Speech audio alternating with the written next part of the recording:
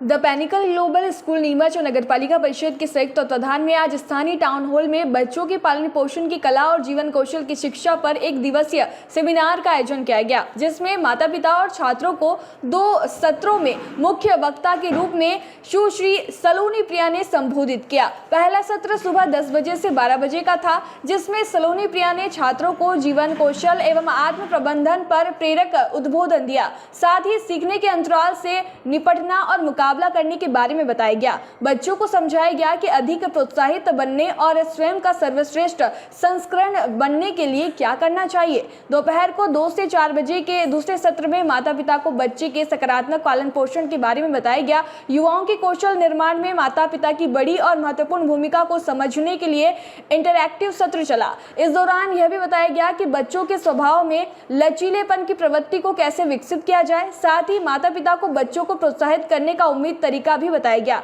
Seminar में SDM Neha Meena, नगरपालिका अध्यक्ष स्वाति चोपड़ा, डॉक्टर संजय गुप्ता, डॉक्टर सुजाता गुप्ता बतौर अतिथि मौजूद रहे। कार्यशाला को एडीएम नेहा मीणा ने भी संबोधित किया। बताते चले कि सलोनी प्रिया कोलकाता की उम्मीद संस्था की निदेशक एवं परामर्शदाता है। उन्हें 25 वर्ष से अधिक समय से शिक्षा प्रबंधन, मानव विकास और प्रशिक्षण, छात्र सशक्तिकरण व व्यापक परामर्श के क्षेत्र में अनवरत काम करने का लंबा अनुभव हासिल है। वह एक परामर्श मनोवैज्ञानिक है। कार्यक्रम में द पैनिकल ग्लोबल स्कूल की प्रिंसिपल आशमी जैन, स्टाफ और बड़ी संख्या में पालक तथा छात्र छात्राएं उपस्थित रहे। सेमिनार का प्रारंभ मां सरस्वती के चित्र पर माल्यार्पण एवं रीत प्रज्वलन के साथ हुआ। संचालन मुकेश नागर ने किया। ये 2 दिवसीय कार्यक्रम था। मैं एक मनोवैज्ञानिक हूँ और बच्चों के मनोविज्ञान को किस तरह से अभिभावक, पेरेंट्स और उनके विद्यालय के जो टीचर्स हैं कैसे समझ सकते हैं। तो पिनाकल ग्लोबल स्कूल ने एक नीमच में पहली बार ये शुरुआत की है कि उन्होंने बच्चों के सर्वांगीण विकास के लिए किस तरह से पेरेंट्स और टीचर्स को बच्चों की साइकोलॉजी समझनी चाहिए, बच्चों को किस उम्र में किस तरह की देखभाल चाहिए, सिर्फ फिजिकल नहीं, इमोशनल एंड सोशल। तो जब हम इमोशनल एंड सोशल की बात करते हैं तो हम एक सोसाइटी की बात करते हैं। आज हम सब सोसाइटी के ही भाग हैं। तो बच्चा क्या है, एक घर से आता है स्कूल में और स्कूल से वापस जाता है घर में, और ये बच्चों का एक समूह जो स्कूल से निकलता है वो सोसाइटी को एक नई दिशा दे सकता है।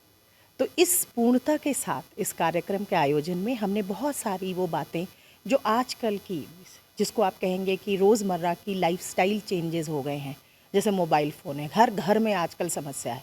बच्चा सुनता नहीं है, मोबाइल में खाली गेम खेलता रहता है, बच्चे ध्यान नहीं दे रहे हैं। कोरोना के बाद जब बच्चे वापस स्कूल आए हैं तो टीचर्स को किस तरह से बच्चों को किन तरह की एक्टिविटीज़ करनी चाहिए, किस तरह से पढ़ाना चाहिए, किस तरह से उनका कॉग्निटिव, उनके दिमाग का, उनके बिहेवियर का, इन सब चीज़ों को समझना चाहिए। तो इसी चीज़ के लिए मैं नीमच आई थी। 2 दिन का बहुत ही फ्रूटफुल सेशंस रहे। आज आपने देखा कि किस तरह से पेरेंट्स ने भी बढ़ चढ़ के अपने सवाल रखे, चीज़ों को समझा। क्योंकि देखिए, पेरेंट को भी हमें साथ लेके चलना है। पेरेंट भी, हर पेरेंट अच्छा होता है, वो अपने हिसाब से अपने बच्चे के लिए अच्छा करता है। लेकिन कितना खूबसूरत हो जब जो स्कूल में टीचर पढ़ा रहा है और जो बच्चा पेरेंट के पास घर में जा रहा है, वो दोनों मिलकर बच्चे के विकास के लिए साथ साथ काम करें। मैडम, बच्चों और माता पिता को आप क्या मुख्य सलाह देना चाहेंगे कि किस तरह के वातावरण में उसका लालन पालन हो और कितना फ्री होकर वो अपनी लाइफ में आगे बढ़ सके? सर देखिए, बच्चों और माता पिता दोनों को एक जो मुख्य चीज़ करनी है वो है एक दूसरे पे विश्वास करना है। और विश्वास कैसा होता है? जब हम एक दूसरे से बातचीत करते हैं। तो ये जो आज छिपने का, चीज़ों को छिपाने का, झूठ बोलने का, ये जो वातावरण बढ़ता जा रहा है, अगर माँ बाप अपने बच्चों के साथ सिर्फ डर और भय का रिश्ता रखेंगे तो ये बढ़ेगा। लेकिन जब हम विश्वास का रिश्ता रखेंगे, जब हम ये मानेंगे कि एक बच्चा गलती करता है, हमने भी तो गलती की थी, जो ये हमने एक प्रतिस्पर्धा, एक कंपटीशन, हर किसी को फर्स्ट आना है, हर किसी को आगे बैठना है, हर चीज़ में हम ही को आगे रहना है, ये जो एक खोखली दौड़ है, ये माँ बाप को समझना पड़ेगा कि मेरा बच्चा अगर अच्छा करेगा तो जीवन में उसको किसी और को पीछा करना ज़रूरी नहीं है आगे बढ़ने के लिए। तो ये जो लाइफ स्किल्स हैं, जो वैल्यू सिस्टम्स हैं, जो हमारे संस्कार हैं, ये हमारे एजुकेशन से बिल्कुल इंटीग्रेटेड होने चाहिए। ये जो हमने अलग कर दिया है और एक किताबी पढ़ाई और नंबरों का गेम जो है, हमें उसको कम करना है। नंबर आएंगे, लेकिन किसी को भी हमेशा फर्स्ट नहीं आना है, बल्कि आप देखेंगे कि जो बच्चे अपनी जीत के साथ दूसरे की जीत को हर्ष और उल्लास से मना सकते हैं, वो जीवन में हमेशा जीतेंगे। जीवन का ज्ञान और व्यवहारिक ज्ञान को आप अपने संदर्भ में कितना महत्व देती हैं?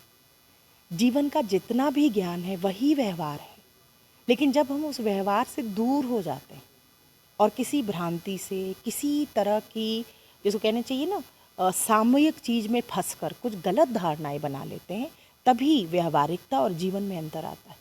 अदरवाइज ये दोनों एक ही सिक्के के दो पहलू हैं। इसीलिए जितनी भी आप ह्यूमन साइकोलॉजी, रिलेशनशिप की बात करते हैं, इसीलिए देखिए आज मैंने इस प्रांगण में क्या कहा कि ये पिनाकल ग्लोबल स्कूल ने अपने टीचर्स और अपने पेरेंट्स दोनों को एक साथ रखा। वाई? बिकॉज ये दोनों अलग अलग लोग नहीं हैं। टीचर भी पेरेंट है और पेरेंट भी अपने बच्चे का टीचर है।